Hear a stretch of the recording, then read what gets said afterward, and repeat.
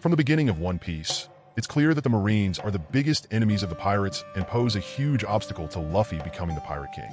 In short, being a Marine and being a pirate are as opposite as it gets in the One Piece universe. While pirates seek freedom and change, the Marines value order and stability. Thus, Luffy's journey toward becoming a pirate legend is filled with conflicts against the Marines. But what if, instead of being inspired by Shanks, Luffy had followed in the footsteps of his grandfather, Garp, one of the most powerful and famous Marines in history, and became a Marine? Our alternate story starts with a shift in his childhood. Here, Luffy doesn't meet Shanks and isn't inspired to become a pirate. Instead, Garp brings one of his former students to visit Luffy, none other than Admiral Aokiji. Throughout the original story, Aokiji shows sympathy for Luffy and a strong sense of justice, being admired for both his strength and his character. In this encounter, Luffy, impressed by Aokiji's ice powers, is inspired to follow the Marine path. So, Luffy's dream changes. He no longer wants to be the Pirate King, but the Fleet Admiral of the Marines. At 17, Luffy begins his journey the same way as in the original timeline, but now with the goal of finding a Marine base to enlist. He ends up trapped on Alvida's ship, where he helps Kobe escape. Arriving at the same town as in the original timeline, he finds Zoro, who is tied up and suffering injustice at the hands of a local Marine captain. Loyal to his principles of justice, Luffy defeats Morgan and, alongside Zoro and Kobe, is accepted into the Marines, thanks to Garp's intervention, who ignores regulations. With Garp training Luffy, Zoro, Kobe, and Helmeppo intensively, they quickly grow in skill.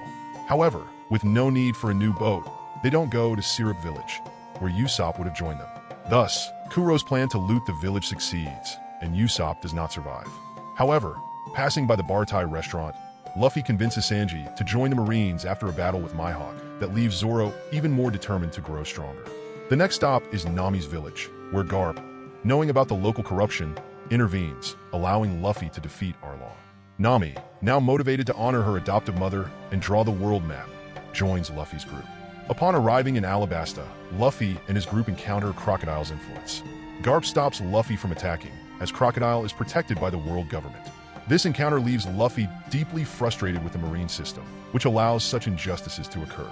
Upon entering the Grand Line, Garp introduces Luffy to the Revolutionary Dragon and the former member of Roger's Pirates, Crocus, who sees Luffy's potential for change. Yet, Luffy remains unaware of the final secrets of Laugh Tale and the fate of Roger's Pirates. The plot advances to the war at Marineford, where Ace is captured and marked for execution. Unable to accept this, Luffy tries to rescue him, but is restrained. In an emotionally devastating battle, Ace is executed, breaking Luffy.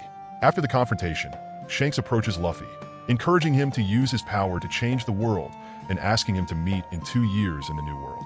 After intensive training, Luffy joins the Secret Sword faction and decides to infiltrate as an undercover agent alongside Shanks. Shanks teaches Luffy the secrets of his Devil Fruit, the importance of Laugh Tale, and the One Piece. Soon, Luffy becomes an unorthodox Marine committed to freedom and justice. He finally reaches his dream, to be the Fleet Admiral, reforming the Marines to operate independently of the world government. Even as a Marine, Luffy continues to be the force of change the world needs. His existence brings a new hope of justice and freedom to the One Piece world. In the end, the real question is, what would the One Piece world look like if Luffy had never been born?